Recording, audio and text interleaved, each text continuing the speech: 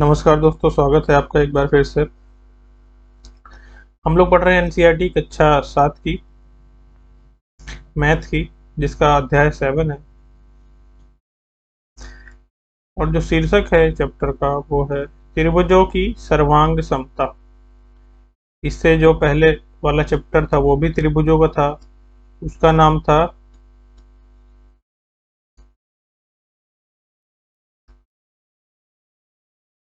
त्रिभुज और उसके गुण। त्रिभुज और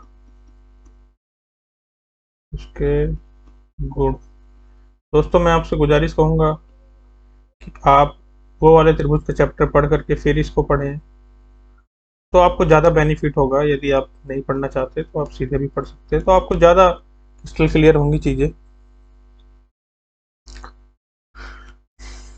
तो दोस्तों, त्रिभुज के बारे में हमने क्या क्या पढ़ा, हम एक संक्षेप में यहाँ जान लेते हैं।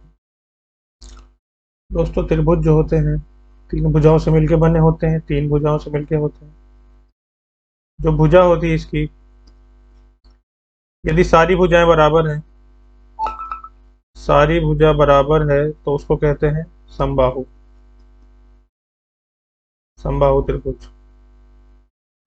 यदि दो भुजा बराबर है उसको कहते हैं समद्विबाहु त्रिभुज। यदि कोई भुजा बराबर नहीं तो उसको कहते हैं विषमबाहु त्रिभुज। ठीक है दोस्तों। और दोस्तों, इसके अंदर होते हैं एंगल। एक एंगल, दो एंगल, तीन एंगल, जिसको हिंदी में कहते हैं एंगल को कोण। भुजा यानी साइड, कोण यानी एंगल। एंगल के बेसिस पे दोस्तों क्या है? न्यून कोण, न्यून कोण त्रिभुज, समकोण त्रिभुज और अधिक कोण त्रिभुज। अधिक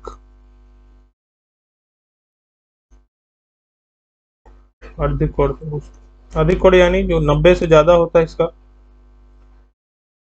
90 से ज्यादा,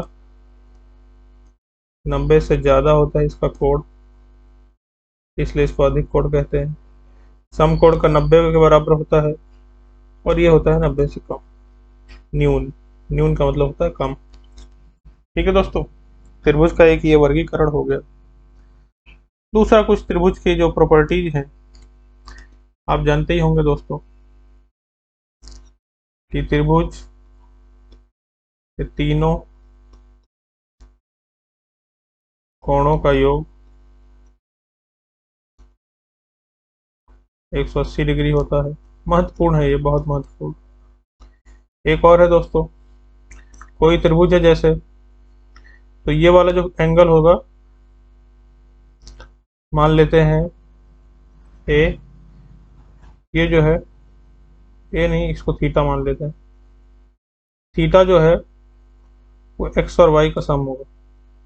अंदर वाले जो, इसके साथ वाला नहीं दोस्तों, इसके साथ वाले के अलावा जो दो बचते हैं वो बराबर होंगे। अगर दोस्तों ऐसे ही मैं यहाँ कर दूं, ये हमारा फाई है और ये जेड है, तो फाई बराबर हो जाएगा एक्स प्लस जेड। ऐसे ही दोस्तों मैं इसको बढ़ा दूं, इसको एम मान लूं, एम बराबर हो जाएगा वाई प्लस जेड। ये होता है बाह्य कोण, इनको कहते हैं बाह्य कोण। और अंदर वाले कोणों को कहते हैं अंतः सम्मुख कोण। सम्मुख, अंदर के जो दो हैं उसके सामने वाले दो। ठीक है दोस्तों, ये त्रिभुज इतने तरीके के होते हैं। ये दो चीजें। एक चीज और दोस्तों जान लें आप, फिर हम इस चैप्टर को शुरू करेंगे।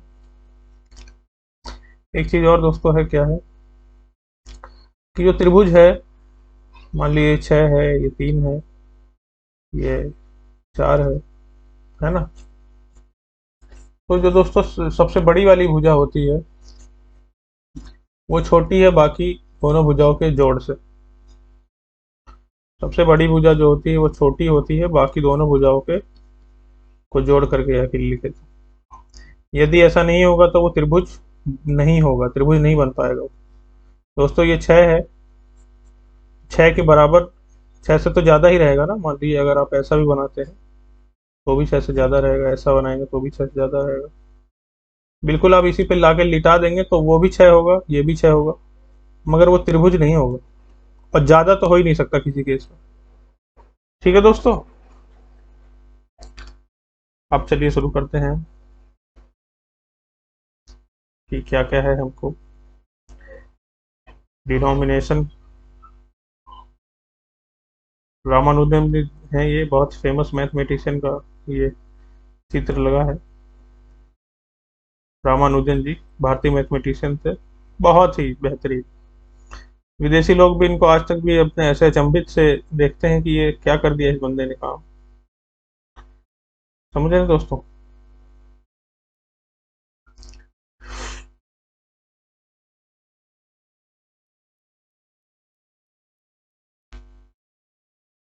सर्वांग सम क्या होता है दोस्तों? एक टिकट दूसरे को पूर्णतः या ढक लेती है, इसका अर्थ है कि दोनों टिकटें एक ही आकार और एक ही माप की हैं, ऐसी वस्तुएं सर्वांग सम कहलाती हैं। एक ही आकार और एक ही माप की जो होती हैं सर्वांग सम कहलाती है दोस्तों। इसीलिए यहाँ पे ऐसे एग्जाम्पल दिए हैं, ये टिकट है। तो हम त्रिभुजों की सर्वांग समता देखेंगे। त्रिभुज, ये कोई ब्लेड ऑब्जेक्ट है, एक जैसी रहती है। ये कोई सीट है, ये दो गुड्डे हैं, ये बिस्कुट है, कोई ग्लूकोज बिस्कुट। तो ये क्या है सर्वांग समता? आपके द्वारा प्रयोग की दोनों दोनों टिकटें एक दूसरे के सर्वांगसम है। सर्वांगसम वस्तुएं एक दूसरे की हूबहू प्रतिलिपियां होती हैं, हूबहू। ठीक है दोस्तों, हूबहू जो प्रतिलिपियां होती हैं उसको सर्वांग समता कहते हैं। ये दोस्तों है, लग रहे हैं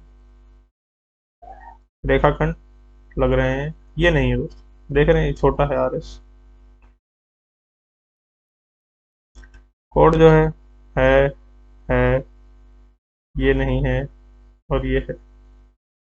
ये तीनों कोड जो है 40 डिग्री है ना दोस्तों। ये 30 डिग्री था, ये नहीं होगा। सभी 40 है, 40 40 40। ठीक है दोस्तों, कोण हमने देख लिए, त्रिभुजों की सर्वांग क्षमता। अब आगे है हमारा मेन चैप्टर, इसको हम कल देखेंगे। आज के लिए इतना ही, धन्यवाद।